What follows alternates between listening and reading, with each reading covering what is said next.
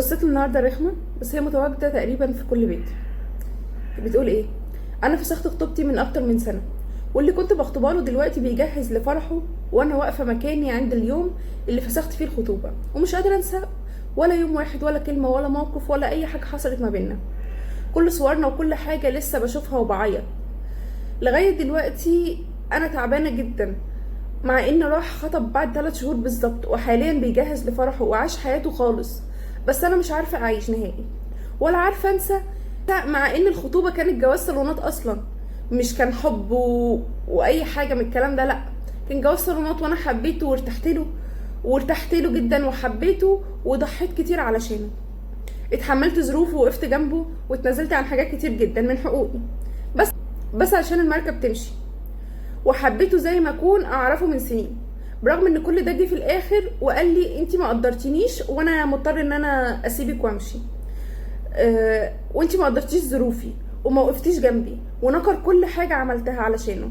سمع كلام اهله وكلام الناس اللي حواليه ومشي وراهم وتخلى عني عادي جدا، مع اني انا واهلي قدرناه جدا، قدرنا ظروفه جدا، وكنا شايلين همه. وكنا شايلين 3/4 الجوازه، وما كانش هيعمل فرح، وسبت له اكتر من نص الشبكه والحاجات كتير جدا. واتحملت انه شخصيه ضعيفه وبيسمع كلام اهله واخواته، واتحملت حاجات محدش يقبلها ولا يتحملها. انا بس عايزه اعرف، هو انا ليه لسه واقفه مكاني ومش قادره اتخطاه واعيش حياتي زي ما هو عايش؟ ورفضت ناس كتير من بعده علشان مش قادره اشوف حد غيره. ليه انا اتظلمت وانا اللي واقفه مكاني، واللي ظلمني هو واهله عايشين عيشه كويسه ومبسوطين وفرحانين، وبينزل حاجات على انه بيشطب شقته ومبسوط وفرحان وكويس وهيعمل فرح. نفسي حد يقول لي اعمل ايه، وليه الظالم بيكون مبسوط وعايش حياته والمظلوم هو اللي حياته بايظه؟ لسه في مرحله الزعل، عيشيها بكل ما فيها، هتتخطيها. انت بتدي لزعلك وقت معين، وربنا هيبعد عنك الغمه دي. انت عملتي اللي يرضي ربنا، انت واهلك ما ضغطتوش عليه جامد، واتحملتيه زي ما انت قلتي وحبيتيه وراعيتي ربنا فيه. شايفه ان انت ما عملتيش اي حاجه من اللي انت عملتيها دي ولا قلتيها، تمام. مش كلام مشي ورا كلام اهله برضو، تمام. حلو انك تسمع كلام اهلك، بس حلو اكتر ان انت تشغل دماغك وتختار انت، لان دي حياتك انت مش حياتهم هو المفروض اللي يقرر ده، هو اللي يقرر ان هو بيحبك.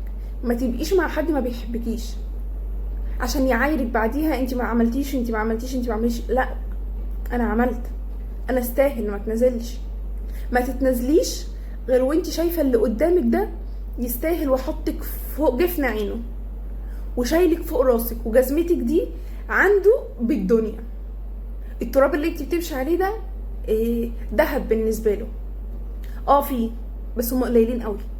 والله في رجاله كده، في رجاله كويسه، في رجاله حلوه جدا، في رجاله تشيلك من على الارض شيل وتحترمك وتتقي ربنا فيكي، بس قليلين قوي. ما ترضيش بالقليل، وما تضحيش غير لما تلاقي اللي قدامك يستاهل. فتره حزن هتعدي، قعدت سنه قعدت اكتر، مش مهم. قربي من ربنا، ادعي ربنا ان يمشيلك الفتره دي، ان يغير لك حياتك، انه يسعدك، انه يرضيكي. ادعي ربنا، يعني حلك الوحيد في قربك من ربنا. تصلي الصلاه في مواعيدها، تحاولي تشتكي له، تدعي له وتقولي له يا رب انا عارفه ان اللي انت عملته ده خير ليا، لان ربنا ما بيجيبش غير الخير عشان هو رب الخير.